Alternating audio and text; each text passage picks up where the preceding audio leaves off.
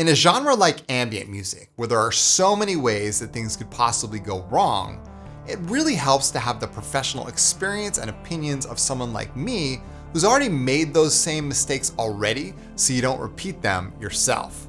So what I've done is I've created a top 10 list of the things that I wish I knew before starting ambient music, and that's what I'm going to share with you today. So whether you're just starting out in your journey or you're somewhere along the way, you don't have to make these same mistakes yourself, or if you'd like to revisit some of these topics to help you further your own ambient production workflow. So that's what we're going to do here, the top 10 things that I wish I knew before starting ambient music. Let's get into it.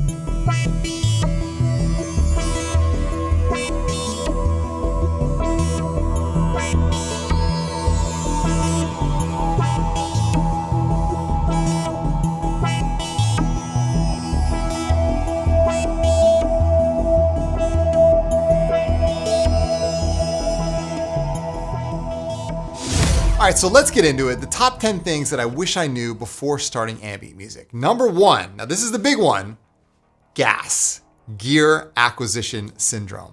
Buying more gear doesn't make the music better. Learning to go deep with what you already have creates more growth than constantly chasing the next synth or plugin.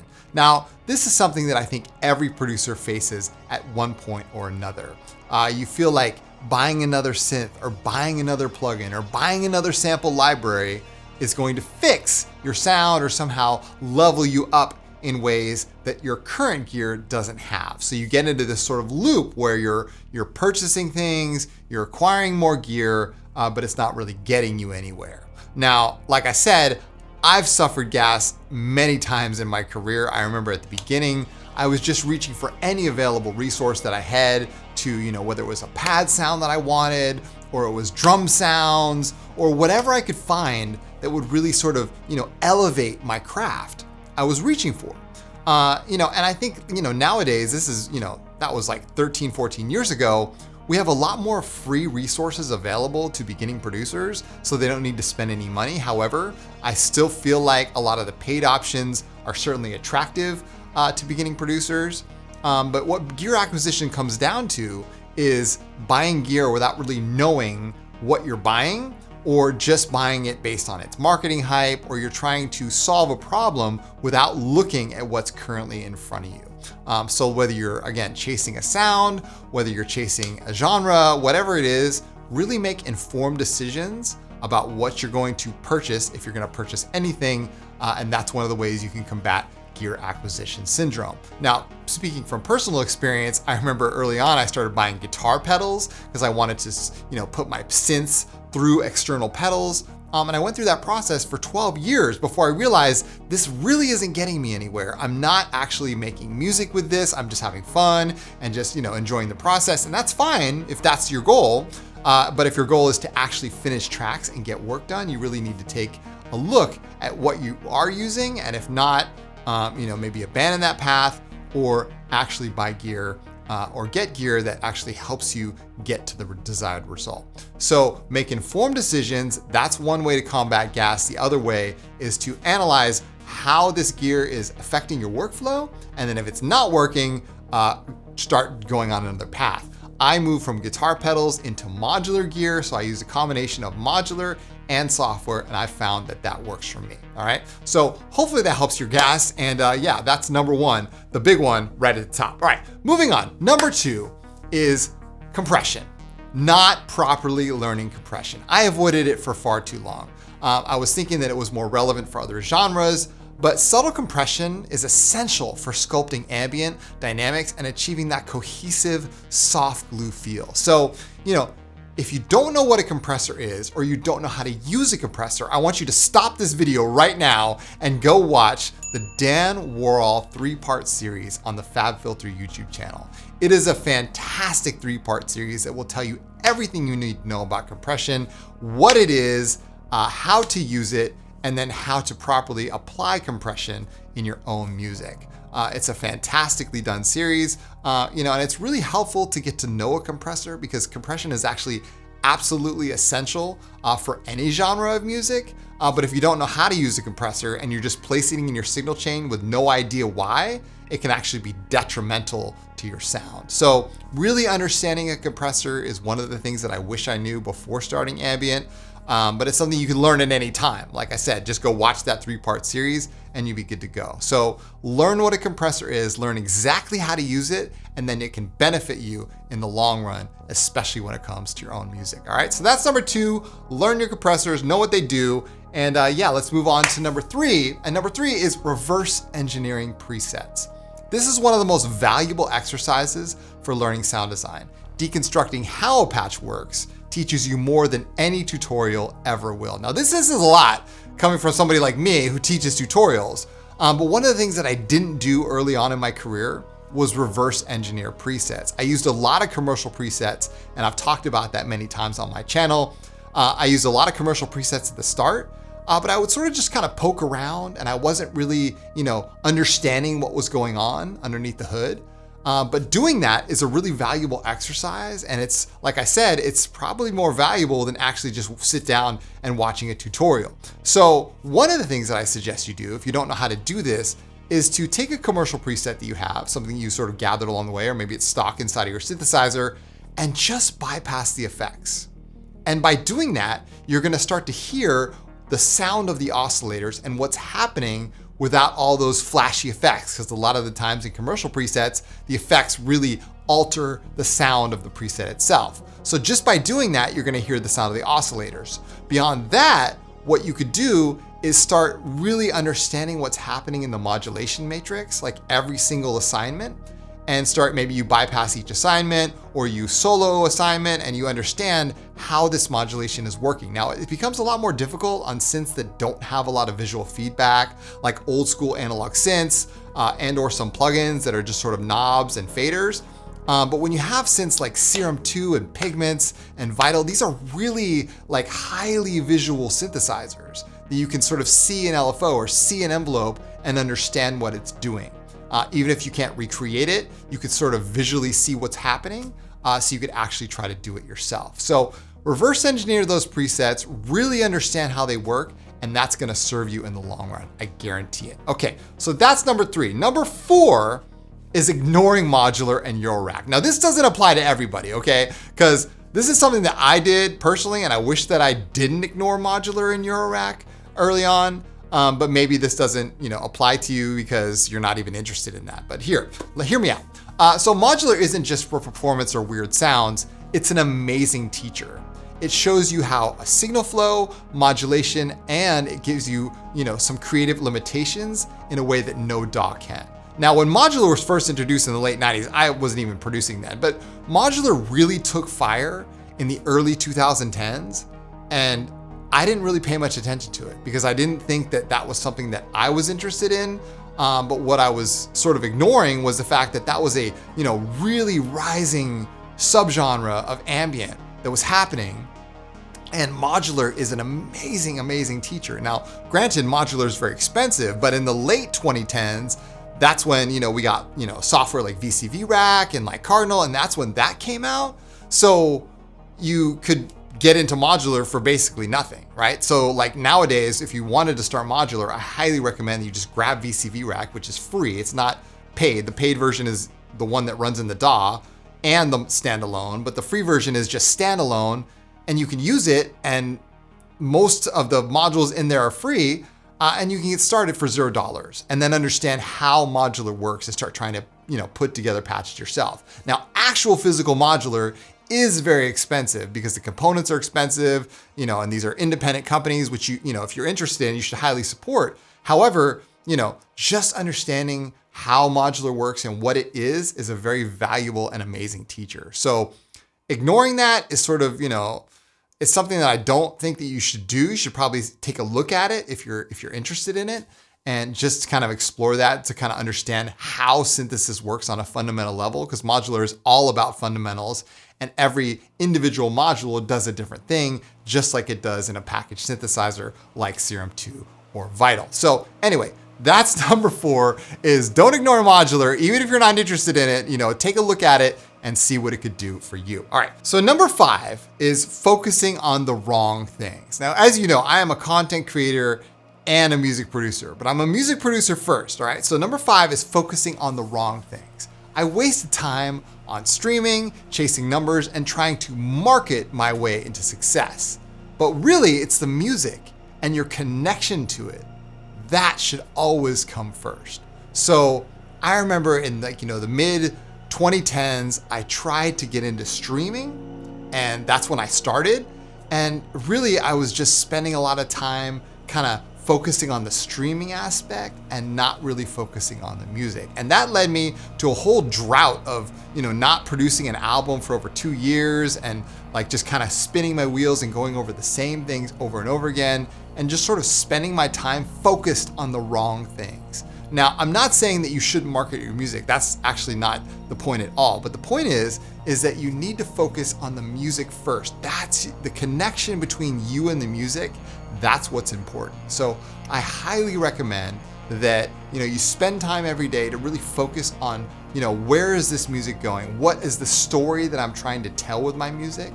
And then when you're done with the music itself and you really have focused on it, then you can start to market yourself and put yourself out there. Now, it could be another thing where you're, focusing on just like making loops, or you're just kind of going over the same thing. You're not actually, focusing on actually finishing tracks. That's another problem. So, there's lots of ways that we can kind of get distracted.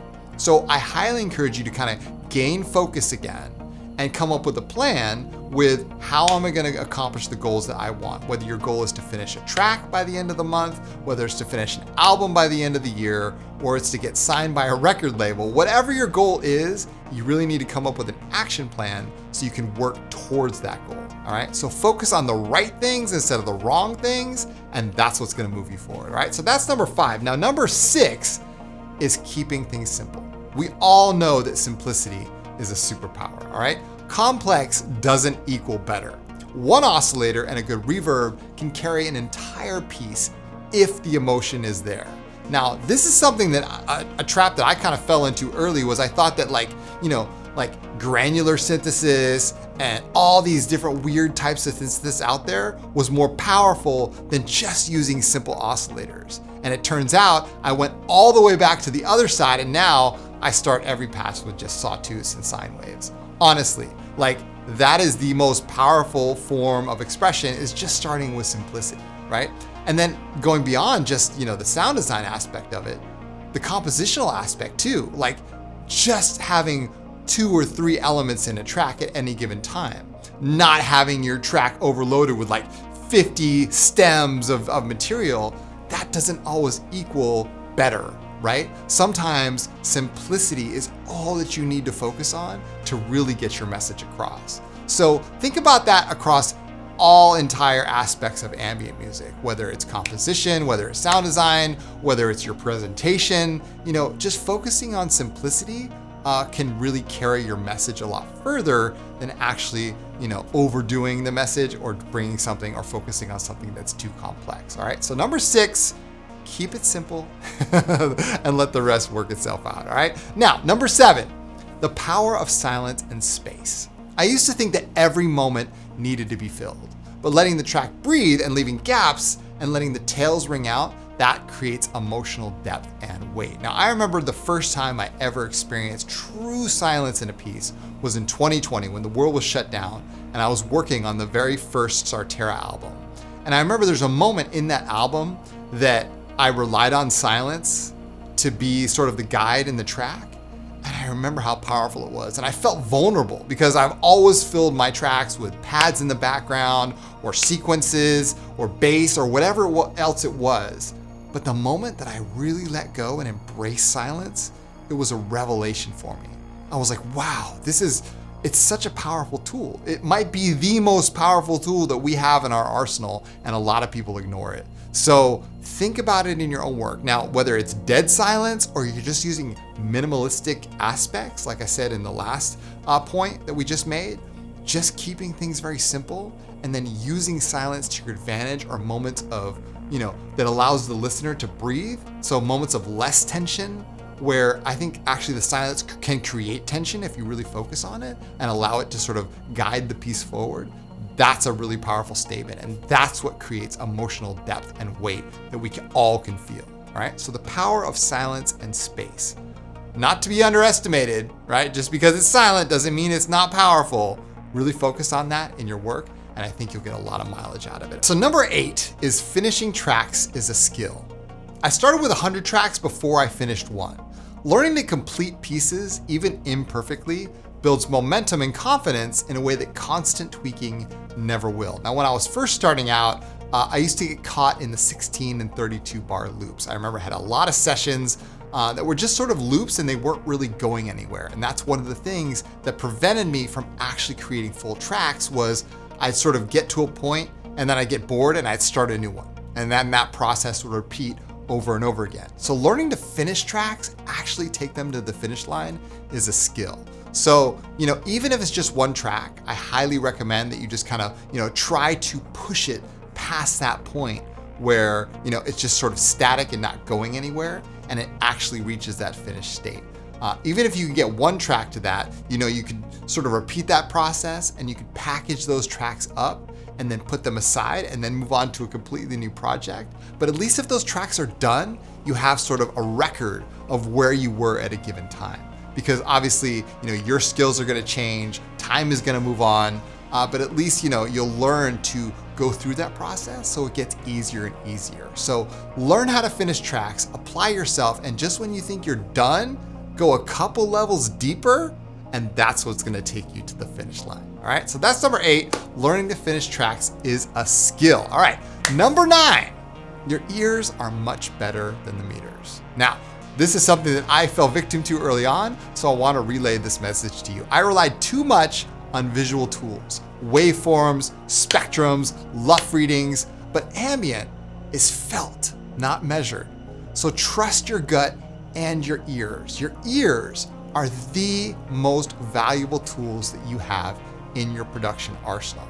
I didn't rely on my ears. I really didn't know how to use them, right, to my advantage, especially early on when I was learning how to mix, when I was learning how to design sounds. I wasn't actually listening, okay? And this is something that I fell victim to, and hopefully you don't do the same. So when you're trying to learn how to mix music, for example, your ears are your most valuable meter. You can sort of learn to train your ears where high sounds exist, where that bass should be that sits, inside of your mix. It's all these different things. If there's too many mids in your mix, maybe you'll learn how to, listen for that. It's those kinds of things that meters just don't need to tell you. You just need to listen. And if you don't think you're listening in the right way, listen deeper. And if you don't think that you know how to listen, try listening to a track and put that through a meter.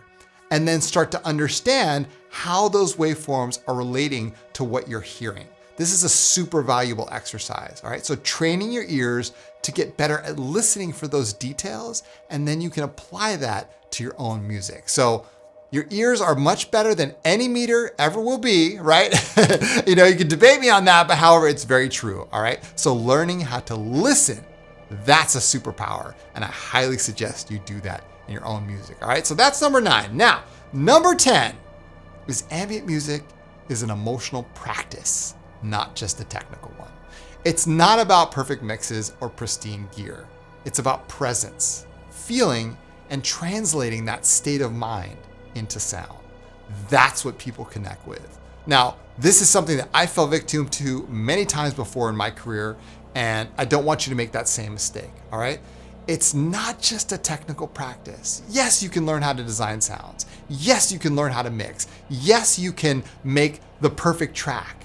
But if it doesn't have any emotional weight behind it, then your listener isn't gonna feel it, right? So I found that in my experience listening to so many different tracks over the years, the best pieces that I always come back to are the most emotional. The best pieces that I always fall and say, that's a really great track, don't necessarily have perfect and pristine mixes.